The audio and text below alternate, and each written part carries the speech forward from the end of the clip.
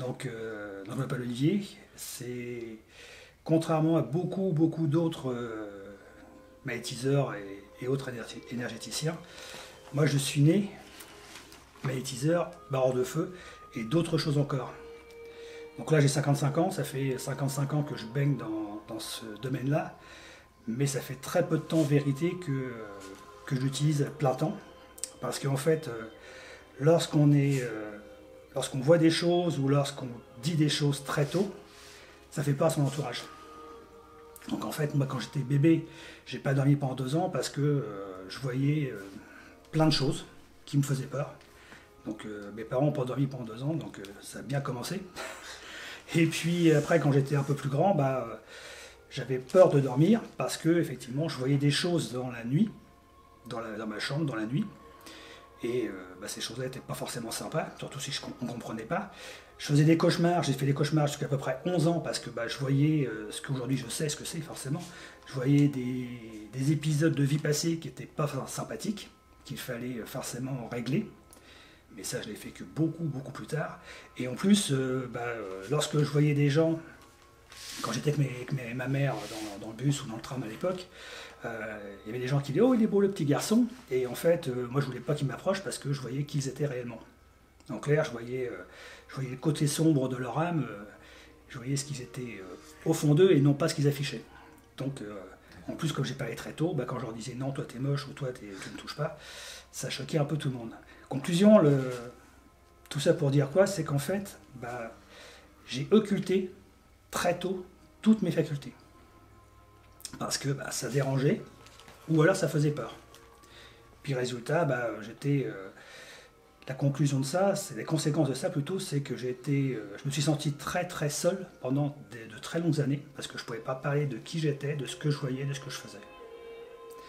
Donc du coup, j'étais obligé de me plonger, comme tout le monde, dans le bain de la vie de tous les jours, se plier aux exigences et aux conventions sociales, mais c'était pas moi. Le problème de ça, c'est qu'au niveau psychologique, construction psychologique, c'est que j'ai toujours eu besoin de prouver que j'étais comme tout le monde, toujours eu besoin de prouver que j'étais entre guillemets le meilleur aussi, parce que pour prouver qu'on est comme tout le monde, il faut prouver qu'on est le meilleur dans notre société, et j'ai toujours eu un besoin énorme d'être aimé. Pas forcément reconnu, mais d'être aimé. L'ego n'est pas le même encore. Donc en fait, mes facultés, ce que beaucoup appellent des dons, ont été un sérieux handicap pour moi quand j'étais enfant, voire même ado. Maintenant, quand ça s'est révélé, quand j'ai compris tout ça, c'est en fait, j'ai 8 ans d'écart avec mon frère, un petit frère, et en jouant, je devais avoir 12 ans à peu près, en jouant dans le jardin un 1er mai, oui ça m'a marqué quand même, un 1er mai, mon frère a reculé sur le barbecue. Et du coup, la peau du dos est restée sur le barbecue. Donc il s'est jeté par terre, il hurlait forcément. Et moi, instinctivement, parce que je jouais avec lui, je me suis mis au-dessus de lui, j'ai posé mes mains juste au-dessus de lui. Donc, je ne savais pas ce que je faisais, j'ai mis les mains au-dessus. J'ai senti aussitôt les mains qui me brûlaient, j'ai commencé à transpirer à grosses gouttes, et mon frère, instantanément, a arrêté de hurler et de bouger. Comme s'il était totalement calmé. Bon, ma mère a comme filé rapidement lui mettre du tulle grosse, qu'à l'époque, c'est ce qu'on mettait. Cela dit, mon frère ne bougeait plus, était tranquille, et il n'a eu aucune cicatrice. La peau s'est régénérée très vite, d'ailleurs, le médecin ne comprenait pas, c'était... voilà. Par contre, ma grand-mère qui était là aussi, parce que c'était le 1er mai, donc il y avait toute la famille qui était là, elle m'a entraîné dans un coin, puis m'a dit, écoute, viens, faut que je te parle. Ce que tu viens de faire, c'est barrer le feu. Ouais, ok, mais encore, dis bon, écoute, moi je le fais, je vais te donner les prières que je fais, maintenant il est temps que je te les donne. Donc, ma grand-mère m'a transmis les prières, que vous imaginez bien à 12 ans, j'ai oublié instantanément. Ça m'intéressait, mais voilà. Par contre, ça m'a parlé, le fait qu'elle me dise barre de feu, ça m'a parlé. Et surtout, j'ai compris ce que je faisais. Et puis, plusieurs fois, comme ça, au cours de ma vie, on va dire d'enfant ou d'ado, il s'est présenté des événements qui ont fait que, spontanément, j'ai fait quelque chose. Mais ça ne m'intéressait pas plus, parce que je voulais surtout rentrer dans le rang et puis pas me sentir différent des autres. Par contre, là où c'est intéressant, cette histoire-là, c'est que, voilà, à un moment ou à un autre, on n'a pas le choix. La vie vous remet dans les rails pour vous montrer que vous avez des facultés parce que je le répète, hein, c'est pas des dons, c'est des facultés qu'on a. Alors ça, j'expliquerai un petit peu après si vous voulez. C'est des facultés qu'on a en soi. Et on peut pas les brimer indéfiniment. C'est pas possible. Il y a un moment où il faut qu'elles se révèlent et à un moment où on est obligé de les utiliser. Et une autre fois où ça s'est présenté, et là par contre je savais pertinemment ce que je faisais, c'était un repas de famille à Noël. Donc on a une famille quand même relativement nombreuse, pas de mon côté mais celui de ma femme. Et tous les hommes étaient dans la cuisine en train d'ouvrir les huîtres, etc. Et les femmes étaient en train de faire, étaient au fourneau. Et j'étais juste à côté de ma femme, qui elle prenait un plat d'escargot dans le four. Donc vous imaginez l'escargot déjà dans le four, c'est bouillant. Et moi j'étais juste derrière en train d'ouvrir les huîtres. Et ma femme a pris le plat sans prendre de manique. Conclusion, elle s'est forcément brûlé les mains. Donc elle a hurlé, s'est retournée avec les mains comme ça qui étaient déjà toutes rouges. C'est pour pas dire plus. Et même chose, comme moi j'étais derrière, instantanément, j'ai mis les mains dessus. Donc bien sûr, je ne mets pas les mains dessus, parce qu'on ne pose jamais les mains sur une surface qui a été abîmée. Mais suffisamment près, quoi. Ma femme m'a regardé, voilà.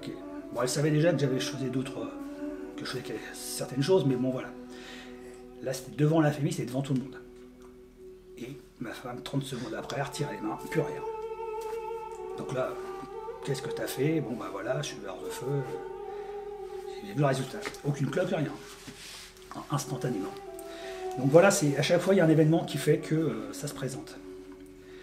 Donc tout ce qui était, toutes ces facultés-là, je les ai totalement occultées, mais totalement, je faisais strictement rien, jusqu'à la naissance de mes enfants.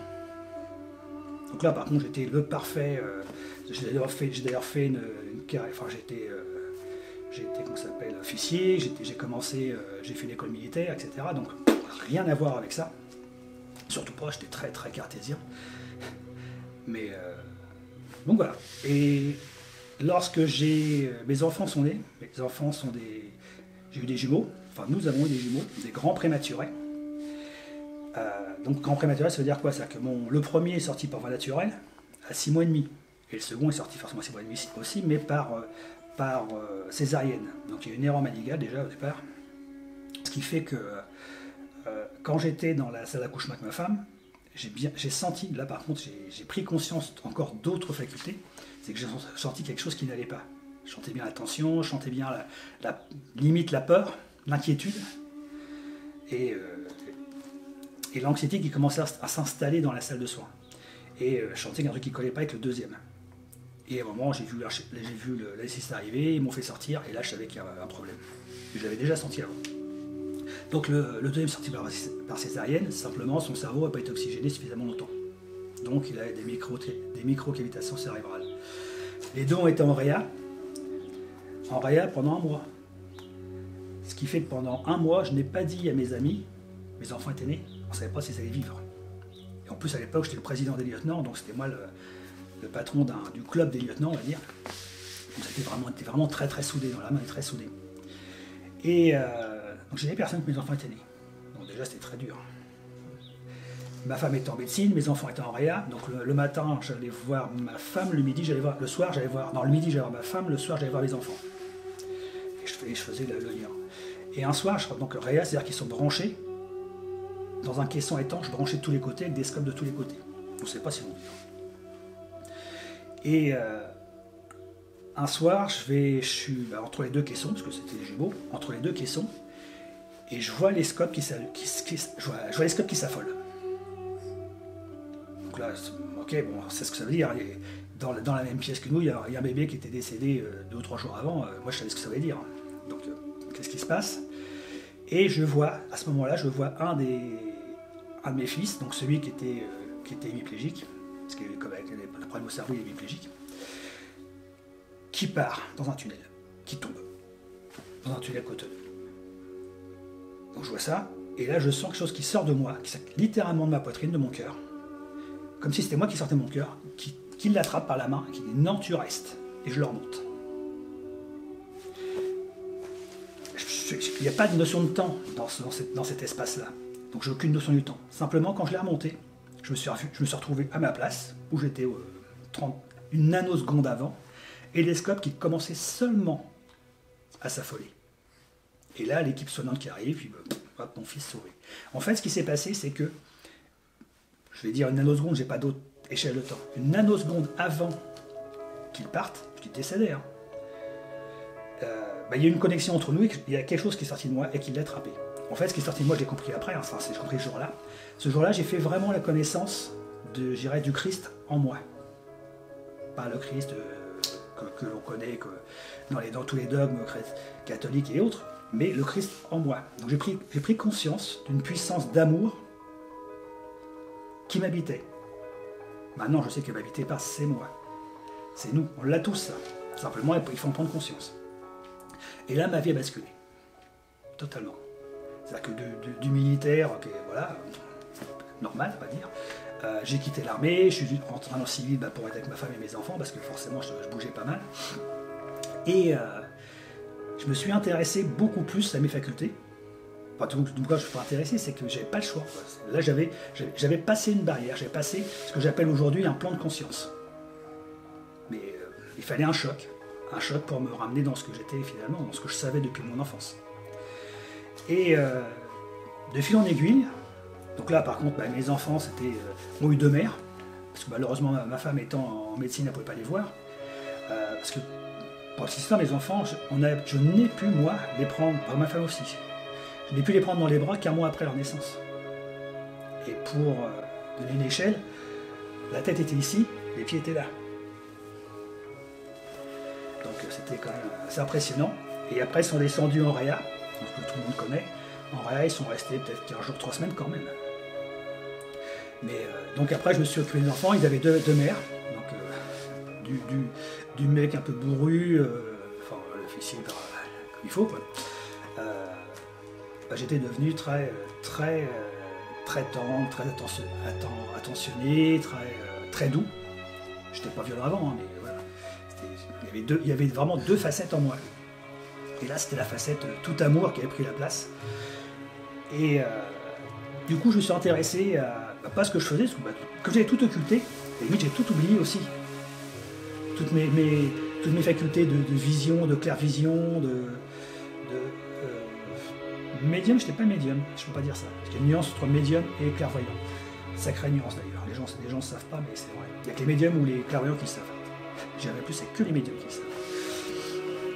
Et je me suis intéressé à la spiritualité. Parce qu'avant, on ne m'intéressait pas plus que ça. Et j'ai commencé à regarder un peu ce qui se présentait à moi. J'ai pris conscience qu'en fin de compte, quand j'avais besoin de quelque chose, ça se présentait à moi. Donc là, il y a des bouquins, je tombais sur des bouquins. Parce qu'Internet, à l'époque, il n'y avait pas encore comme maintenant. Donc j'allais dans une librairie, puis il y avait un seul bouquin qui attirait mon attention, et c'est celui que j'avais besoin. Je l'ouvrais, et je tombais systématiquement sur une page, sur des mots qui me parlaient. Je dis, bon, ok, ça c'est pour moi. Et de fil en aiguille, je suis arrivé à faire donc là, magnétisme, je n'avais pas encore commencé. Je n'avais pas encore repris, enfin, fait du barre de feu, j'ai pas eu l'occasion. Ça, c'était en 1999, ou 2000, quand il y a eu la grande éclipse là. Donc là, on venait de faire construire la maison, la pelouse était toute neuve, donc une belle pelouse bien rase, bien verte. Et il y a l'éclipse. Donc on était dehors. Et là, j'ai vu des trucs. Qu'est-ce que c'est que ça? J'ai vu comme un autre plan. Pendant l'éclipse, un autre plan. Maintenant, je sais que c'est ça, mais voilà. Pour ça, je préfère dire les bons mots aujourd'hui. Comme une autre dimension, un autre plan. C'est bon, ok, c'est l'illusion d'optique liée à l'éclipse. Enfin, voilà. Je demande à la femme, t'as vu ça? Elle me dit non, j'ai rien vu. Qu'est-ce que c'était exactement? Je dirais que c'était un plan qui était juste à côté. En fait, c'est comme si je voyais l'herbe, au lieu d'être verte, elle était d'une autre couleur et elle bougeait. Alors que moi, elle était rase, là, elle était grande comme ça. J'étais passé dans un autre plan. Mais le temps de l'éclipse uniquement. Donc j'avais vu autre chose. Et partout où je regardais, c'était là. Je savais que c'était ici, mais c'était soit pas maintenant, soit juste à côté, décalé. Du coup, ça m'a interpellé. Donc j'ai continué un peu à m'intéresser un peu plus à autre chose. Et là, j'ai senti clairement que mes mains recommençaient à s'allumer, parce que comme j'avais connu 2 ou 3 fois, donc je me dis, tiens, c'est bizarre, mes mains s'allument, mes pieds s'allumaient. Je dis, ah tiens, ça c'est nouveau, ça, je me connecte à autre chose. Et bon voilà. Et ça commençait, donc on était en 2000, ça commençait à être, le Reiki commençait à se propager un petit peu, à se faire connaître, on va dire. Et je tombe forcément sur une cousine. Oh, tu connais le Reiki? Non, je connais pas, ça m'intéresse pas. Et elle me donne un bouquin. Je dis, ah tiens, c'est pas mal finalement, je vais aller voir ça. Ça me parle parce que ça ressemble un peu à ce que j'ai déjà fait. Et du coup, hop, je me renseigne un peu et je trouve à l'époque le maître enseignant Reiki qui me paraissait le plus sérieux et le plus costaud aussi.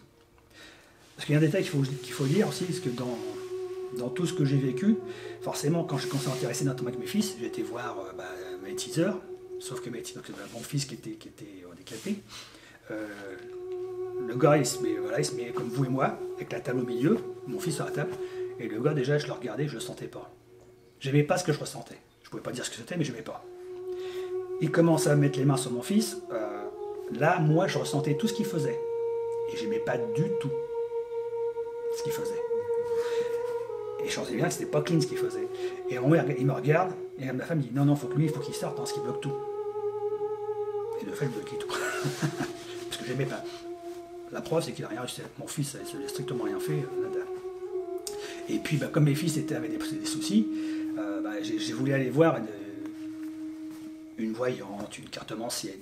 Sauf que je me suis rendu compte qu'elle me disait, sans donner aucune information, elle me disait exactement tout ce que je voulais. Je dis, bon, ok, ça ne sert à rien, parce que de toute façon, ce qu'ils me disent, je le sais déjà, j'avais pas encore fait le lien, en fait, que c'était moi soit qui les bloquais, soit qui les influençait. Tant pis. Donc du coup, j'ai jamais pu avoir d'aide. Parce que ma mère, quand j'étais enfant, ma mère a fait venir les 2 plus grands rebouteux du Havre à l'époque, on appelait ça les rebouteux, et dont un qui était aussi prêtre exorciste. Et quand ils sont arrivés chez moi, j'avais 2 ans, et quand ils m'ont vu, ils m'ont dit, c'est pour lui qu'on vient, c'est pas la peine, il est plus fort que nous. Ça, c'est ma grand-mère qui m'a dit, avec l'épisode du feu, là. Mais bon, voilà. Sauf qu'après, ça a résonné, parce que je me suis rendu compte qu'à chaque fois que j'allais voir quelqu'un, il ne pouvait rien faire sur moi. Donc, pour revenir au Reiki, j'ai fait le stage Reiki avec quelqu'un. Je l'ai senti, enfin, quelqu'un, on n'était pas tout seul, on était 8-10, un vrai groupe. Et là, j'ai tout de suite senti le bonhomme. J'ai senti que lui était pas forcément en égal, parce qu'il n'y a pas d'égal, mais je sentais que lui pouvait m'apporter quelque chose. Lui, quand elle a posé les mains sur moi, j'ai senti quelque chose, contrairement aux autres. Et par contre, l'avantage, c'est que j'ai fait l'apprentissage d'une méthode. Ça m'a donné des mots. Ça m'a donné un protocole. À la fois pour rassurer les autres, quoique c'était pas mon métier, c'était juste pareil, je l'ai fait comme ça pour... les gens se présentaient à moi bizarrement dans ma famille pour dire tiens, j'ai ça, est-ce que tu veux pas faire? Ouais. Mais l'avantage, c'est que j'ai eu un protocole, j'ai eu des mots qui m'ont permis de mettre des mots sur ce que je faisais, qui m'ont rassuré. Parce que voilà, qu'est-ce que je fais, j'en sais rien. Est-ce que c'est bien ce que je fais, j'en ai aucune idée. Bon, les gens sont contents, mais bon. Mais du coup, ça m'a rassuré aussi. Et c'est pour ça qu'encore aujourd'hui, des personnes qui viennent chez moi, qui ont un réveil de faculté, notamment magnétisme, bon, si vous, ouais, mais je sais pas comment faire, etc., faites une initiation Reiki, au moins Reiki 1, avec telle personne, parce que maintenant, ça a tellement évolué que c'est pollué, des personnes que je connais, que je sais, que j'ai validées, que j'ai testées, et après, on reviendra en parler. Et de fait, ils sont heureux parce que ils ont un protocole, ils sont rassurés, et limite, ils sont, entre guillemets, légitimes. Donc moi, c'était mon truc. Donc j'ai poussé, j'ai fait les 3 degrés, donc je suis maître Reiki, ça m'a rien apporté plus, excepté que j'ai rien vu, contrairement à beaucoup de monde. Ça m'a rien apporté plus, excepté que je savais ce que je faisais. Par contre, j'ai compris un truc, c'est que en tant que magnétiseur de naissance, ou barre de feu de naissance, je prenais le mal des personnes. C'est moi qui absorbais, du coup ils n'avaient plus rien, ils n'avaient pas mal, ils n'avaient plus rien, et c'est moi qui renvoyais à la Terre, ou qui renvoyais à l'univers. En bref, c'est moi qui me débarrassais des trucs. C'est pour ça que je transpirais. En fait, c'est moi qui brûlais quand je faisais du feu. D'accord. Donc ça, c'était sympa. et ça me fatiguait. Comme je ne l'ai jamais fait, toute la journée, ça ne me fatiguait pas outre mesure, mais je sentais bien que j'avais un coup de mou quoi, derrière. Par contre, avec le Reiki, c'est là que j'ai compris qu'on pouvait être aussi canal. Parce que c'est ce qu'on dit dans le Reiki, on ouvre un canal. Donc là, c'est là que j'ai compris que ce n'était plus mon énergie que je donnais. C'était une énergie que j'allais chercher, Dieu sait où. Maintenant, je le sais, mais à l'époque, je ne savais pas. Et surtout, c'est pas moi qui prenais, c'est pas moi qui donnais. Donc là, c'était quand même beaucoup plus confortable qu'avant. Donc avec le Reiki Usui, voilà, c'était bien, c'était confortable. De fait, j'ai testé sur ma femme, sur mes enfants, sur mon chien, sur mes chats, enfin voilà. Un détail qui est sympa, mais c'est pas que le Reiki, c'est avec les magnétiseurs en général, tous ceux qui ont des énergies. Un animal, quand il a besoin, il va venir chercher. Il ne va pas demander, il va venir, le chef va vous caresser la tête, si c'est sur le train arrière qui a besoin d'énergie, il va se tourner, puis il va vous présenter le train arrière. Les chiens, c'est pareil. Puis quand ils ont besoin, c'est fini, hop, ils se tirent. Donc ça, c'est sympa. Et puis derrière, ça m'a intéressé, donc là, j'avais à l'époque, je ne sais plus ce que j'ai comme boulot, et j'ai créé ma boîte. J'ai créé ma boîte de coaching. Donc j'ai fait une certification coaching, parce qu'à l'époque, tout le monde s'improvisait coach, hein. Même encore. Donc moi j'ai fait une certification parce que justement je voulais dire ok, j'ai une légitimité, je fais pas ça n'importe comment. Et je me suis rendu compte que pendant mes séances de coaching, je faisais coaching, je faisais aussi des audits, management, des actions, et donc j'étais beaucoup plus orienté entreprise que particulier. Donc mes coachés c'était beaucoup pas des cadres dirigeants, j'avais pas encore un virgule à l'époque, mais par contre c'était des cadres de ce qu'on appelle le middle management. Donc, je me suis rendu compte, finalement, que quand pour mes coachés, c'est que je sentais tout de suite où ça collait pas. Je voyais, par moments, ce qu'ils me disaient pas. Au clair, je voyais leurs pensées. Alors, je ne lisais pas leurs pensées, mais je voyais comme un film, une image. Puis, non, ça colle pas, c'est ce qu'il me dit, il évite ça. Et puis, surtout, lorsque je m'exprimais, il y avait des mots-clés, donc ça en coaching, je le connaissais, parce que c'est de la PNL, tout ça, je l'ai fait aussi, ça faisait partie du cursus, mais j'avais des mots-clés, et je voyais l'impact des mots. Comme si le mot tapait quelque part, au niveau du cœur, et puis, comme s'il y avait une bulle, des ondes, et je voyais l'impact, et je voyais soit la lumière, comme une lumière qui s'éparpillait, donc du coup qui ouvrait des choses. Je me suis rendu compte aussi, c'est que finalement, j'avais tendance à poser les mains sur l'épaule, alors ça, on va dire c'est un ancrage, en hypnose, etc. Mais j'avais tendance à poser les mains, justement pour ancrer certaines paroles. Mais en même temps, je sentais l'énergie qui passait. Et là, je me suis rendu compte que j'utilisais des techniques que je ne connaissais pas. J'ai su après, c'était ça, c'est la PNL, ça c'est la neuroscience, ça c'est ça, ça c'est ça. Mais moi, je le faisais déjà. Donc ça, je ne m'expliquais pas. Maintenant, je sais. Et puis, je me suis rendu compte aussi, c'est que le Reiki, ça me servait dans mon coaching, parce que à la limite, les personnes, je leur donnais des techniques pour qu'ils soient plus à l'aise, des techniques conventionnelles, mais aussi des techniques énergétiques, qu'ils soient beaucoup plus à l'aise pour la prise de parole, qu'ils soient plus à l'aise en stress avant l'examen, pour purifier une pièce quand ils font une conférence, et trucs comme ça. Moi, ils avaient aussi un entretien préalable, soit à une embauche, soit à un licenciement. Donc ils abordent ça sereinement. Et ça fonctionnait, mais sensationnel. Donc du coup, je me suis intéressé un peu plus au Reiki, et là, mon maître enseignant m'a proposé de faire le Reiki Karuna, qui est une suite logique du Reiki Usui, puisque le Usui c'est le traditionnel, et le Karuna en fait c'est le Reiki de la compassion, mais qui a été canalisé et créé par les premiers récents, on va dire, du Reiki aux USA et en France. Enfin, surtout aux USA. Donc ok, je l'ai suivi parce que moi ça passait toujours très bien avec cet homme-là, et je l'estime toujours autant. Et là par contre, quand j'ai fait, d'abord ça me parlait beaucoup, la compassion c'est ce qui me parlait le plus à cette époque-là. Là par contre, dès que j'ai fait la première initiation, là j'ai vu des trucs. Là j'ai vu une énergie violette, mais magnifique.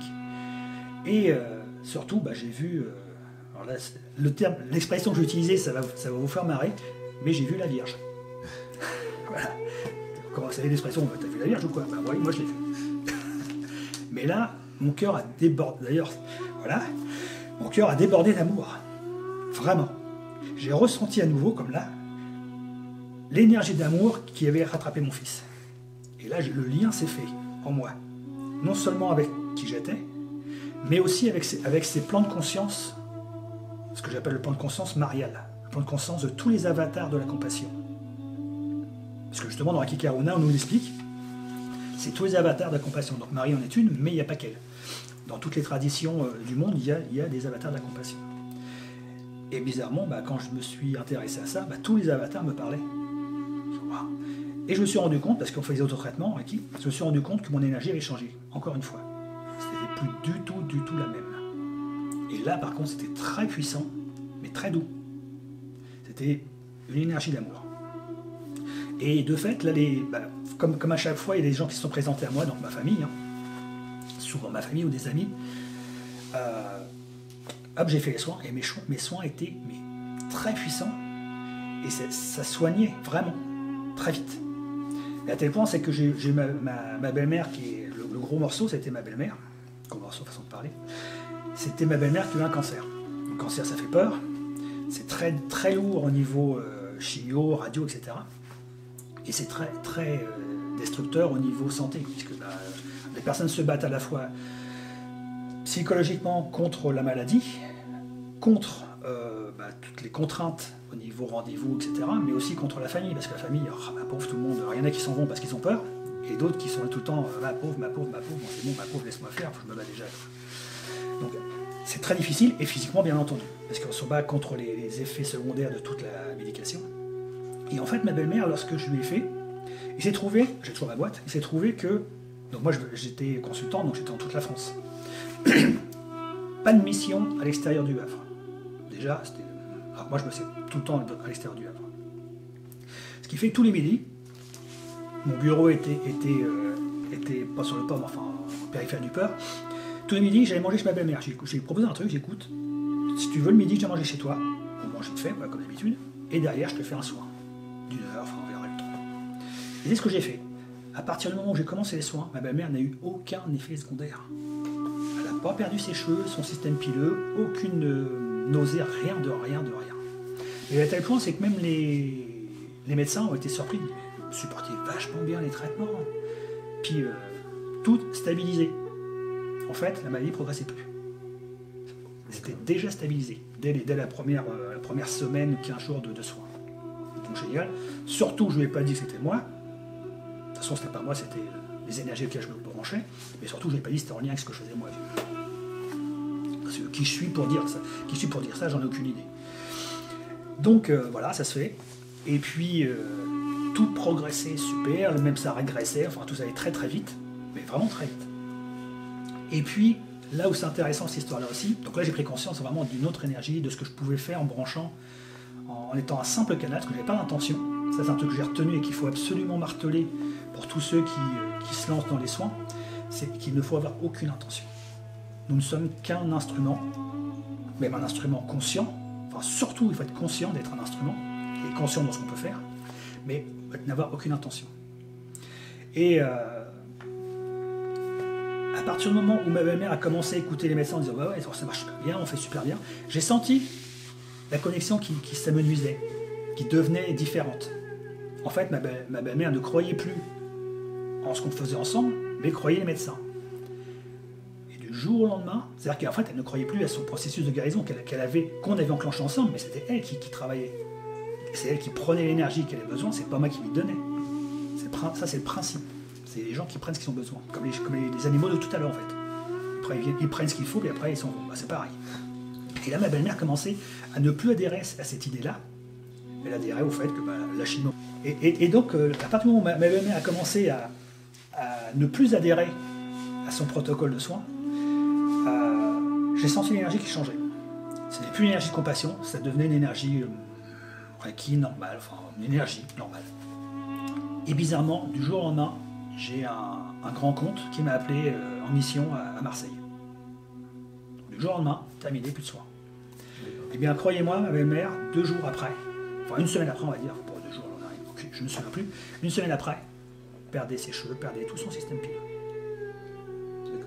Et de manière totalement incompréhensible pour les médecins. Par contre, son cancer, hop, terminé, stabilisé, enfin, voilà, on n'en parle plus. On en a reparlé 10 ans après, c'est tout. Donc tout va bien. Par contre, je lui ai jamais dit que c'était lié à ce que j'avais fait. Je l'ai laissé croire ce qu'elle voulait. Par contre, je l'ai dit à ma femme, elle va redévelopper parce qu'elle a peur. Donc, du coup, elle n'a pas compris le processus, elle n'a pas compris comment ça fonctionnait.